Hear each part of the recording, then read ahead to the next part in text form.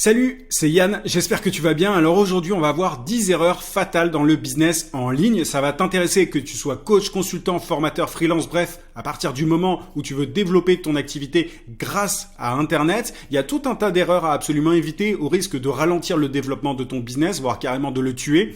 C'est pour ça que j'ai mis erreur fatale dans le titre. Mais juste avant de te parler de tout ça, mets un gros pouce sous cette vidéo pour me soutenir, pour me montrer que ce genre de sujet t'intéresse. Abonne-toi aussi à la chaîne. Je fais tout un tas de vidéos sur la vente, sur le marketing. Donc, ça risque de t'intéresser. Et dernière chose, si tu ne le sais pas, j'ai une formation gratuite continue.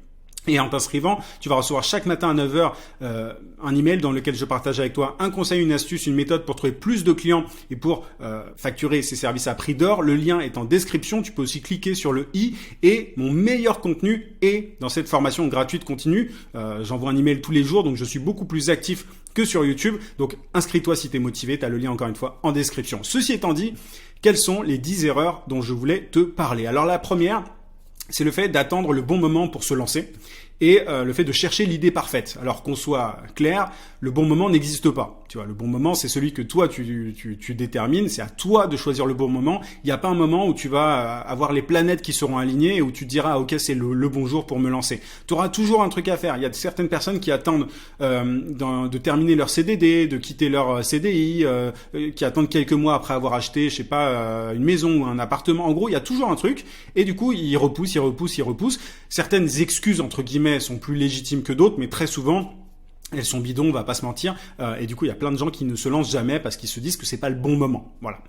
Donc le bon moment, c'est toi qui le détermine. Et par rapport à l'idée parfaite, c'est un peu la même chose, c'est-à-dire que l'idée parfaite, c'est pas qu'elle n'existe pas. Enfin, j'ai envie de te dire qu'elle n'existe pas. Il y a certaines idées de génie, on va pas se mentir, mais c'est pas non plus un truc. Tu vois, moi j'ai pas la prétention d'être un génie, donc le mieux c'est quand même de choisir une idée qui soit facile à appliquer, tu vois, une idée que tu vas pouvoir implémenter tout de suite et pour laquelle tu es compétent et tu pourras affiner les choses au fur et à mesure. Moi, quand je me suis lancé, j'étais à la base concepteur-rédacteur en agence de publicité. Je bossais sur les réseaux sociaux de certaines grandes marques. Donc je me suis dit bon, quel est le truc le plus simple que je peux lancer? Je me suis lancé en tant que community manager freelance. C'est pas ce qui m'a permis d'être aussi libre que je le suis aujourd'hui, mais je me suis déjà lancé et j'ai affiné les choses au fur et à mesure jusqu'à gagner de plus en plus pour être plus libre. Mais il faut que tu commences quelque part parce que sinon tu risques d'attendre vraiment très longtemps. Encore une fois, les idées de génie, ça arrive une fois tous les siècles. J'en sais rien. Enfin, je sais pas tous les combien de temps, mais n'attends pas. Clairement, n'attends pas.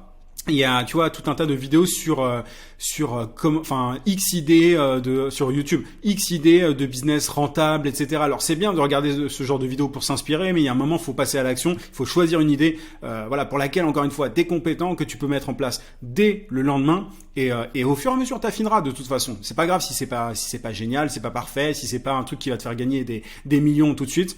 Vas-y, petit à petit, mais surtout, lance-toi. Deuxième erreur dont je voulais te parler, c'est le fait d'écouter ton entourage et tous les jugements qui vont avec.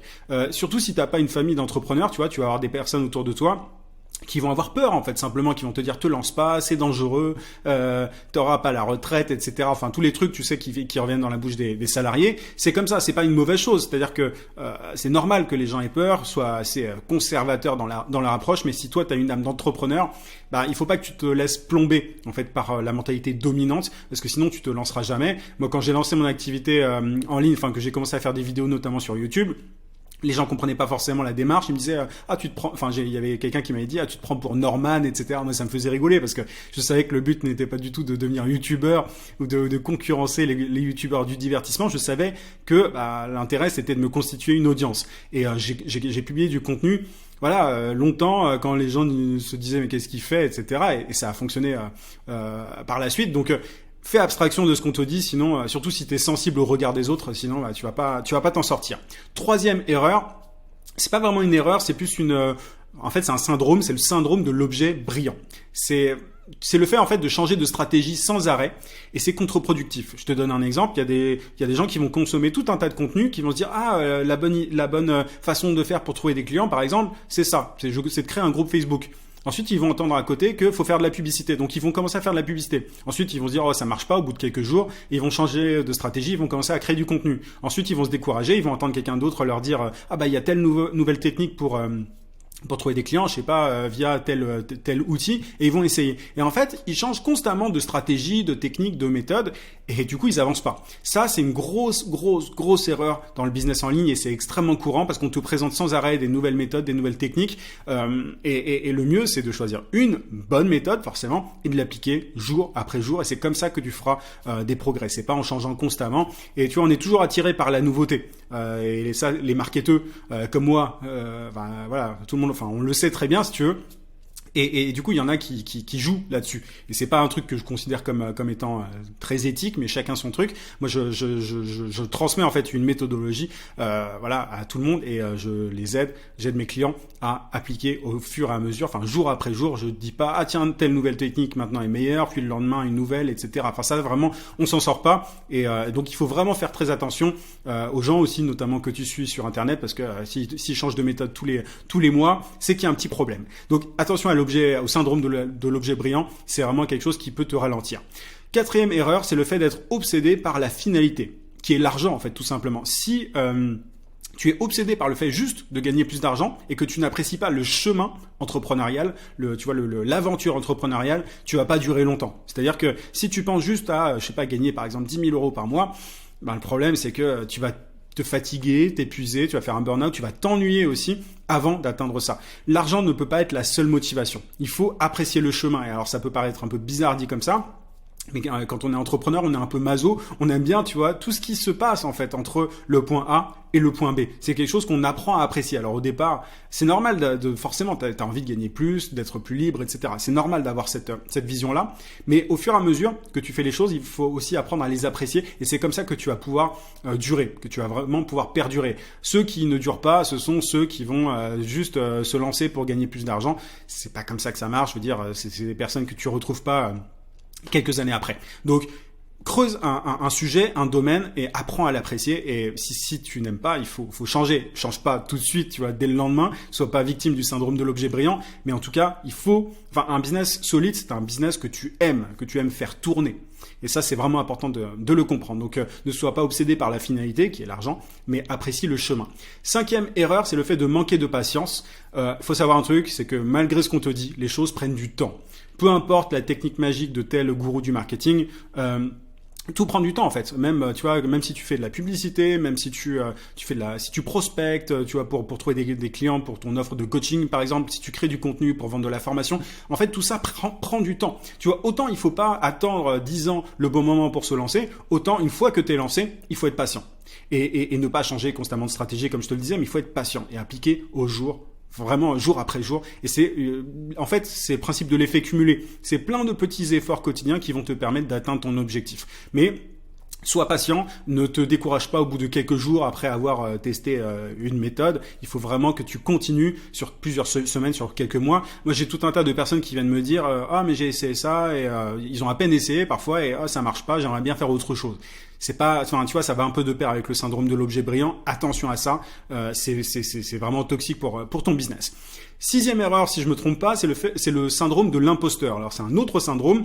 C'est le fait de ne pas se sentir parfaitement compétent pour quelque chose. Alors, je vais te dire un truc, c'est normal. Et en fait, le pire, ce serait de ne pas ressentir le syndrome de l'imposteur. Parce que quelqu'un qui se sent parfaitement compétent, etc., et qui croit qu'il a acquis toutes les compétences, en général, il y a un petit problème, tu vois. Soit un problème d'ego, on se forme constamment quand on est entrepreneur. Je vais en parler après, mais vraiment, le syndrome de l'imposteur, au départ, c'est normal. Et en fait, ton job, c'est de combler le gap, l'écart en fait de compétences, simplement de te former pour pouvoir avoir le niveau suffisant pour passer au niveau supérieur. Mais au départ, c'est normal de pas tout savoir, de pas être compétent sur tout. En fait, il faut pas mentir aux gens. Tu vois, dans le business en ligne, il y a plein de gens qui ne jurent que par le fake it until you make it. Tu sais, cette fameuse phrase qui te dit de faire semblant jusqu'à ce que tu réussisses.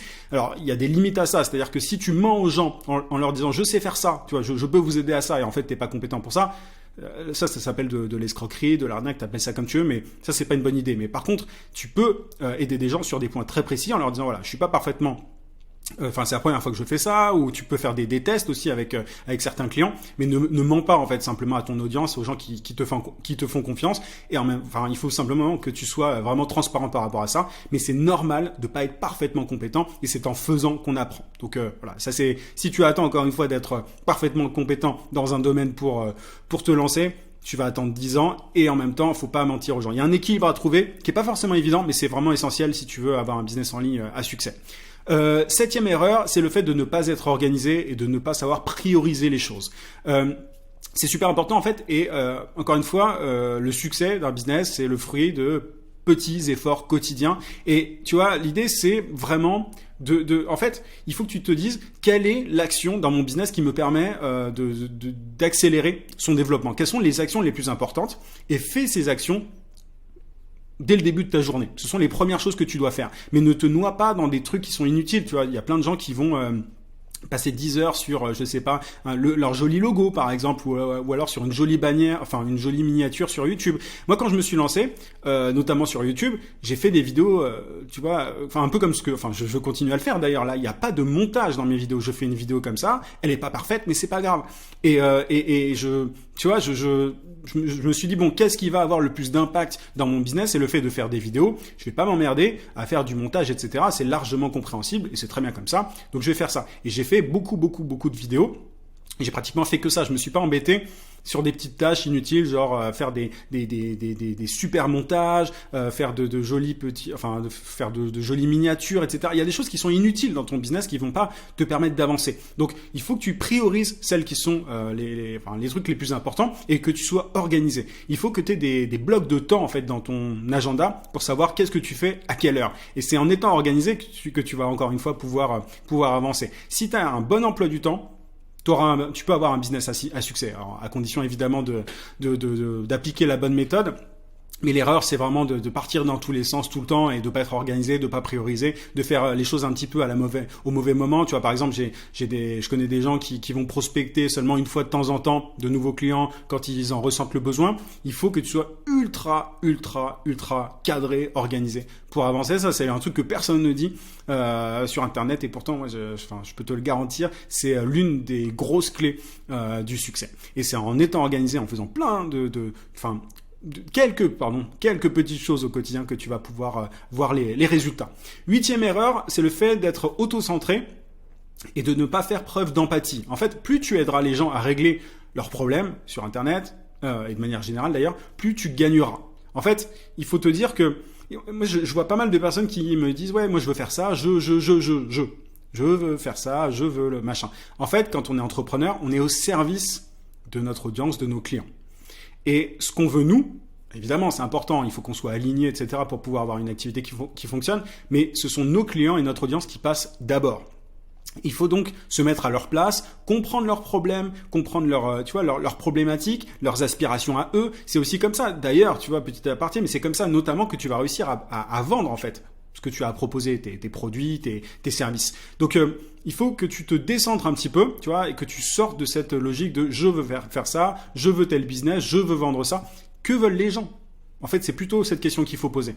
Donc, concentre-toi vraiment sur eux, mets-toi dans leurs bottes, et honnêtement, c'est un truc qui va absolument tout changer pour toi. Ne pas le faire, c'est vraiment se tirer une balle dans le pied. Et ça, il y a trop de personnes qui sont pas capables de faire preuve d'empathie, se posent pas assez de questions sur ce que leur audience veut, sur ce que leur audience ressent, sur ses problématiques. Alors que le business en ligne, c'est que ça, c'est régler les problèmes des gens. Et ce qu'on gagne est proportionnel simplement au résultat qu'on obtient pour les gens. Donc c'est pour ça que c'est important. Neuvième erreur, si je me trompe pas, c'est le fait de copier bêtement ce que font les autres. Alors je vais te le dire tout de suite, tu ne vois que la surface de ce que font tes concurrents. Tu vois, si tu vois des gens un peu avancés et que tu essayes de copier ce qu'ils font, tu vas te planter simplement parce que c'est extrêmement difficile. En fait, tu vas pas comprendre toute la stratégie derrière. C'est pas parce que, tu vois, par exemple, si tu copies un tunnel de vente de quelqu'un, tu peux pas tout voir. Tu vois pas l'organisation interne. Peut-être qu'ils sont 10 derrière à faire tourner le truc et tu pourras pas faire la même chose de ton côté en tant que solopreneur, tu vois. Donc, copier bêtement ce que d'autres font, des promesses, des tunnels de vente, peu importe, c'est bête, en fait, et complètement inutile. S'inspirer, ok. Tu vois, notamment pour pouvoir identifier une problématique sur le marché que tu pourrais résoudre, pour pouvoir simplement affiner ton offre, ok. Mais copier bêtement, faire du copier-coller comme certains font, c'est complètement, c'est idiot parce que c'est vraiment pas ce qui va te faire avancer. Identifie une problématique, une cible précise, identifie une méthode qui est assez couramment utilisée dans le business en ligne et applique-la jour après jour, mais ne copie pas, je sais pas, chaque landing page, chaque page de destination de tes concurrents pour faire la même chose. Tu ne comprends pas, sans doute pas, le quart de ce qu'ils font, vraiment, parce que, c'est compliqué. Tu vois, moi, je m'en suis aperçu avec le temps. Je me suis rendu compte en testant tout un tas de stratégies différentes qu'il y en avait qui étaient utilisées par certains, mais qui étaient ultra compliquées et qu'il fallait parfois investir énormément d'argent pour pouvoir les faire fonctionner. Donc ne copiez pas bêtement, c'est le meilleur moyen de foncer droit dans le mur avec ton business en ligne. Et dernière erreur, c'est la 10e du coup, forcément, c'est le fait de ne pas investir sur toi. Il y a plein de gens qui se disent moi je vais me débrouiller tout seul, je vais y arriver tout seul, ils veulent pas se former, ils veulent pas acheter de formation, ils veulent pas prendre de programme d'accompagnement. Et le truc, c'est que si tu veux aller vite, si tu veux prendre un raccourci, c'est essentiel de se former ou de prendre un coaching, tu vois. Alors, forcément, c'est biaisé ce que je te dis, c'est pas objectif, parce que je vends moi-même des formations et de l'accompagnement. Mais je peux te le dire, dans certains cas, certaines personnes n'y arriveraient pas toutes seules. Tu vois. Il y a des personnes qui peuvent se débrouiller, mais souvent elles vont prendre du temps. Moi, j'ai pris beaucoup de temps beaucoup de temps, c'est relatif, mais tu vois, j'ai pris pas mal de temps. J'ai créé beaucoup de contenu, notamment, j'ai appliqué des méthodes qui sont pas forcément les plus rapides, parce que justement, j'avais pas